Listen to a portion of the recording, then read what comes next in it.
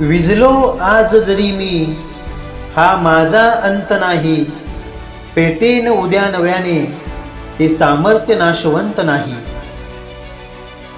छाटले जरी पंख माझे, पुन्हा उडेन मी, अडू शकेल मला अजून अशी भिंत नाही।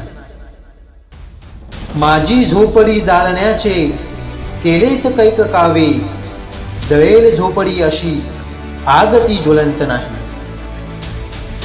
रोखण्यास वाट माझी वादळे होतील आतुर, डोळ्यांत जरी गेली धूळ थांबण्यास उसंत नाही।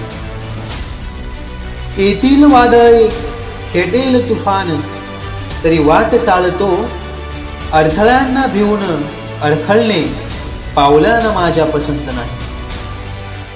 तर मित्रांनो, ही कविता होती कविवर्य सुरेश भट यांची प्रेरणादायी कविता विझलो आज जरी मी। ही कविता तुम्हाला कशी वाटली हे आम्हाला कमेंट करून नक्की कळवा। आणि हो, जर माझं सादरीकरण तुम्हाला आवडलं असेल तर व्हिडिओला लाईक करा, शेअर करा आणि आपल्या चॅनलला सबस्क्राईब करा, कारण मी घेऊन येत आहे अशा बऱ्याच कविता ज्या तुम्हाला आवडतील। तेव्हा मी ज्ञानेश्वर कलंबे आपली रजा घेतो। पुन्हा भेटू एका नवीन व्हिडिओसोबत लवकरच। धन्यवाद।